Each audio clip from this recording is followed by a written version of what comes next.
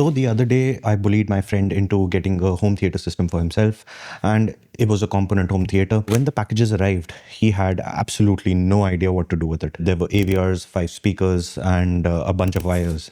So he panicked and he called me that, how do I set it all up? And, given that I have a bit of knowledge in assembling a home theater system, so I didn't think of it like that he might not know the things that are very obvious to me. So I went over, I set up his home theater, and that gave the idea to do this video. So this is a crash course in home theater basics, what you should know and what you can expect once the boxes arrive. So here we go. So the first thing that you need to know is channels. Channels are basically the number of speakers that you have in your system and the number of speakers that your amplifier can support. So let's say you bought an AVR of 7.2 channels. That means that the AVR can support 7 speakers at ear level or along with Atmos and 2 subwoofers. The digit after the first decimal is for the subwoofer. The first digit is for the ear level speakers, and the number which is after the second decimal, that is for Atmos speakers. So if you want to set up something like a 5.1.2 system, you need to have a 7-channel AVR, and you can either set up a 7.1 system or a 5.1.2, or you can set up something which is below this configuration. So let's say you can set up a 4.1.2 or a 4.0.2. So anything which is below the AVR's maximum specifications, you can do that. And in case you have troubles of how or where your speakers should go, these are some of the examples how you should set up a 2.1 system or a 3.1 system or a 5.1.2 system. So you have to set it up according to or as close as you can get to these configurations.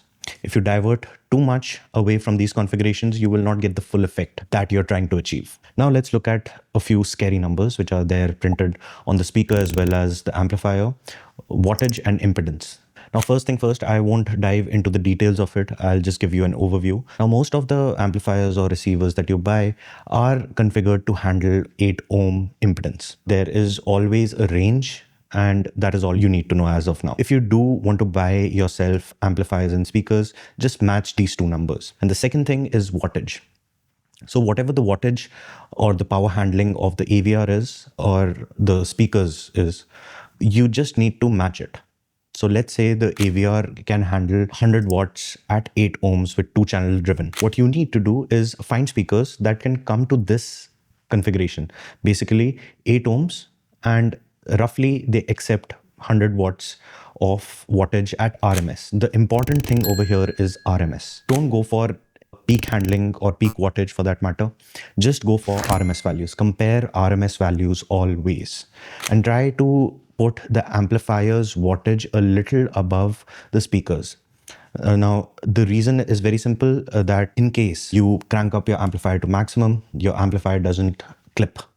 And that's the entire reason why amplifier rating should be higher than what a speaker can handle.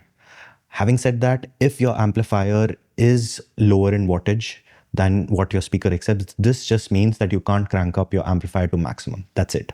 You can still listen to at low or medium volume settings, but just make sure that the wattages are in range of each other, 10, 20, maybe even 30%, but not beyond that.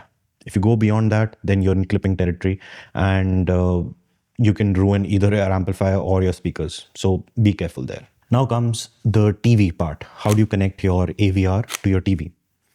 Now, most of the modern TVs that you see out there have an HDMI eARC connection, eARC, that stands for Enhanced Audio Return Channel. Now, if your TV does have this and your receiver also has this, then you need to connect it using an HDMI 2.1 compliant cable. Just be mindful of all of these things, and you can configure it correctly then. So in most of the TVs, you do have to tweak the settings a little bit. Depending on what TV you have, you'll have to go to the settings, the audio settings, and enable eARC support. And you might have to configure that as well. Now, I have experience with Samsung and LG. With LG, there is a configuration that you have to run. With Samsung, The last time I did it, it accepted without any hitches. I didn't even have to launch the configuration option. But in another Samsung TV, it still has issues. So it depends model to model. Even within the same brand, you might have issues, you might not have issues. So you might have to troubleshoot a little bit over here. Now for the manual labor. Now what you have to do is get speaker wires for yourself like this. And these speaker wires that you have, usually they have a marking for black terminal as well as the red terminal. And if not for both, they'll have at least a black marking on it on one of the wires. Always connect black to black and the other to red. This way you ensure that you don't have reverse polarity. And yes, that is a concern. So just make sure you line up the colors and you're good to go. Speaker to the amplifier, run the cable. For the fronts, you usually need a shorter cable. For the rears, the surrounds or the Atmos, you need longer cables. For longer cables, I would suggest 10 gauge wire. For shorter runs, you can go for 12 gauge. I don't want to get into the details of it again, but just follow this and you don't need to know too much about this. Now that you've connected your speakers to your AVRs, you have to place them in the recommended layout that Dolby has. So for Dolby, these are the standard layouts, as I mentioned earlier. You have to make sure that these are as close as possible to these layouts. This doesn't apply to subwoofer. If you want to know the best placement for your subwoofer, just watch this video of mine. You'll get to know what placement of the subwoofer is ideal.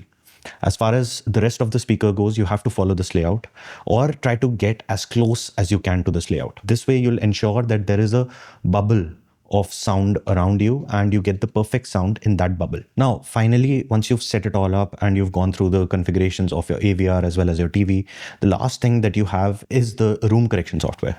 Now, you might have either Audyssey or Dirac in your AVR. Don't skip this step. This step is quite important and it configures your speakers to where your listening position is and it optimizes the frequencies. So even if there is a very small improvement, but there will definitely be improvement. Depending on room to room, the improvement can be very large or it can be minimal, but there is definitely an improvement. So don't skip this step. Go through the entire process. It is a little cumbersome. And I would suggest you go with the 3-point setup rather than the 5-point setup.